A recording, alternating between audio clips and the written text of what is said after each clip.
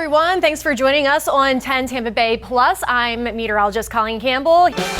So the record high temperature, the all-time hottest temperature that we've ever had in Tampa, 100 degrees. And look at that eye, very impressive storm here. It is more compact, meaning that we don't have a big stretch of convection. However, it's strong. This is a little wave that wants to spin up into an area of low pressure, but does that low turn tropical? That's the big dollar question, right? This is pretty impressive though. Look at this. If I expand the picture, there was snow flurry sightings all the way down to Fort Myers. That's really unbelievable. We have a weather impact alert for the cold. You're going to see a couple of these coming up as we head throughout the week. Some of these areas are not used to seeing this type of storm surge. I mean, this is a historic event for many areas. We are expecting the storm to intensify into a Category 1 hurricane ahead of making landfall near the Big Bend region. The large disagreement to me would be the timing, really, because the European does eventually bring it on that track that the AI and the GFS model is trying to do. It's just way later in time. We're talking days difference. I'm glad to hear that a lot of those folks in Bradenton did make the choice to evacuate. We wanted all of our coastal areas to evacuate, and it seems like a lot of people listened to orders this time around. So that's great news. We're not in the clear quite yet for Hillsborough and Pinellas County. We just happen to slow down. We could absolutely have another quick pour move through the region, and that rings true for Pasco and Hernando County. Bermuda is inside the cone at this time. We likely will see this strengthen to a Category 5 hurricane by tomorrow. Well, we have this front that's approaching our area come Tuesday, and it looks like it's pretty promising, right? But by the time it gets to us on Wednesday and Thursday, it starts to fall apart. We have that trough that's digging into our area, multiple rounds of these fronts that keep sagging through. We did not have this last year. These are working as little shields in our area, giving us beautiful weather here in Florida. Right now, the wind speeds are around 40 miles per hour. It's moving northeast at 3 miles per hour, pretty sluggish. Expect this to change, a cone of uncertainty. You're going to notice it's pretty wide right now, and that's because it's our initial first run. Earlier, we had our first run of the day. So it's our first day that we have the cone of uncertainty. As we get closer and closer, you'll see this cone start to become more narrow as we can narrow down where the system wants to make landfall. So anywhere in the cone is where we could have impacts. I saw several palm trees knocked over from Helene. Now that the ground is soft and just filled with water, and we have more surge on the way, plus those strong winds, you can imagine how easily those trees can topple. We do have that northern eye wall that's starting to get onto the coast. It's brushing the coast right now.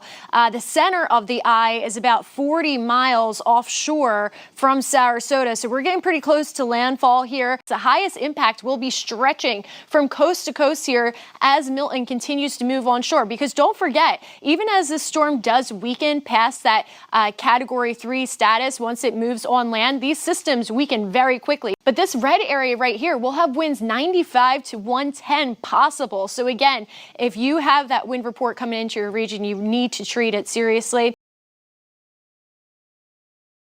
Little change up in wind direction. So let's look at that, and then we're going to talk about some fog on the way for tonight. So there's satellite and radar. You can see most of those storms across our interior locations. I'm going to step over here and we'll do a little radar tour in case you missed it at the beginning of the show. Zooming into Polk County right now, just around Winter Haven, Lake Wales, Frostproof. We have some rain that's left over from those storms that are starting to collapse. A little bit of thunder and lightning can still be caught up there just around US 17, south of that, but most of that is starting to wind down. Then jumping down to Highlands County, DeSoto County, Hardee County. Again, most of this pushing off to the east. Highlands County about to get it. Sebring just north of that. Most of it moving out from Hardee County, DeSoto County, but still some leftover showers in that area as well. You may also see the lightning or hear the thunder off in the distance as those storms move off toward the east. All right, record heat for today. Winter Haven, you guys managed to make a record temperature for today. Only location out of our several locations that we look for records.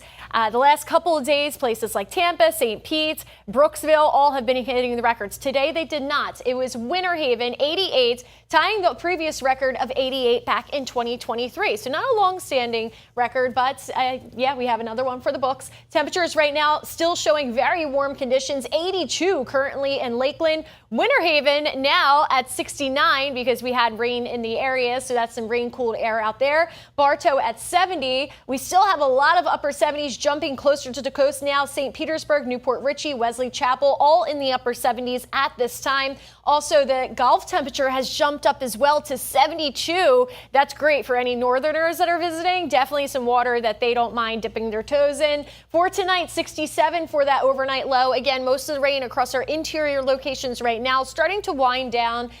We do have that fog developing, however, because of these higher dew points and some calmer winds. Look at this. The humidity stays high for the next several days. It's really not until later this week, Thursday, that we have a stronger system moving through. That will drop our dew points and our air temperature as well. Checking on the fog. So here we are tomorrow morning around 2 a.m. It will start moving sea fog first, moving across our coastal areas, and then moving into about 6 a.m. That's when it's really starting to spread across land and visibility will be really reduced. So make sure you're leaving some extra time.